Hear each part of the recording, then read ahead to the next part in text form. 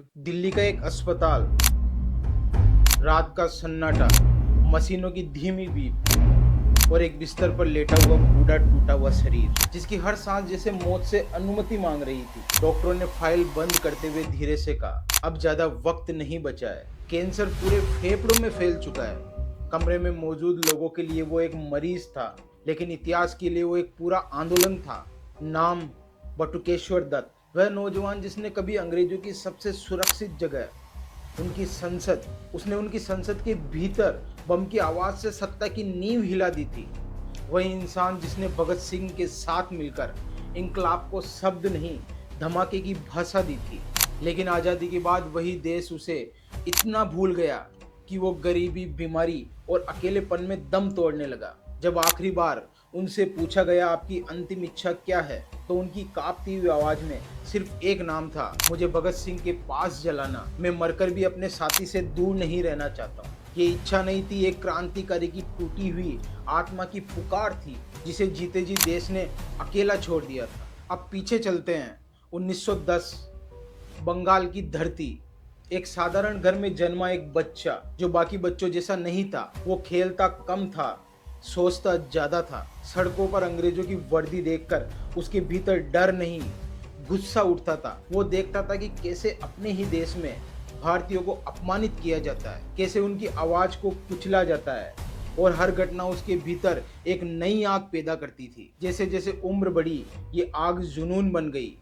उसने तय कर लिया कि उसका जीवन अब किसी नौकरी या परिवार के लिए नहीं, बल्कि देश की आज़ादी के लिए होगा। वह रास्ता उसे ले गया क्रांतिकारियों के बीच, और वहीं उसकी मुलाकात हुई भगत सिंह से। दोनों की सोच एक थी, भारत को झकझोरना पड़ेगा ताकि दुनिया जागे, ताकि भारत के लोग जागे। फिर समय आया 1929। ब्रिटिश सरकार भारतीयों की आवाज़ को दबाने के लिए काले कानून पास करने वाली थी। ये कानून सिर्फ कागज नहीं थे, ये गुलामी की जंजीर थी। क्रांतिकारियों ने फैसला किया कि अब संसद के भीतर एक ऐसा धमाका होगा जो सत्ता को हिला देगा। योजना बनी, बम फेंका जाएगा, लेकिन किसी को मारने के लिए नहीं, बल्कि आवाज को उठाने के लिए। मिशन सौंपा गया भगत सिंह और बटुकेश्वर दत्त को। 8 अप्रैल 1929 को जब सेंट्रल असेंबली में बम गिरा, धुआं उठा, अफरा तफरी मची, लेकिन सबसे बड़ा साहस ये था कि वो दोनों भागे नहीं। वो वही खड़े रहे, पर्चे फेंके, नारे लगाए, इंकलाब जिंदाबाद। वो चाहते थे कि उनकी गिरफ्तारी ही उनकी सबसे बड़ी आवाज बने, और वही हुआ। पूरी दुनिया में खबर फैल गई कि भारत अब डरने वाला नहीं है। लेकिन इसके बाद शुरू हुआ असली नरक। उन्हें जेल में डाल दिया गया, जंजीरों से जकड़ा गया, काले पानी की सजा दी गई।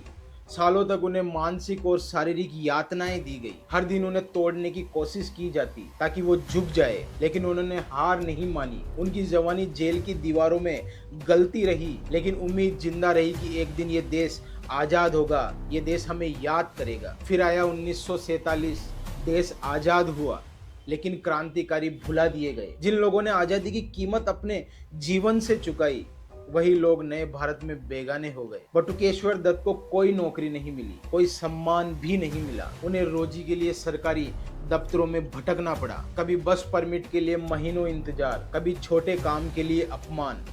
जिस इंसान की आवाज से अंग्रेज कांपते थे, वही अपने ही देश में पहचान के लिए खड़ा रहा। ये गुमनामी किसी भी सजा से ज्यादा दर्दनाक थी। समय बीतता गया, लोग उन्हें भूलते गए, और फिर बीमारी ने आखिरी वार किया।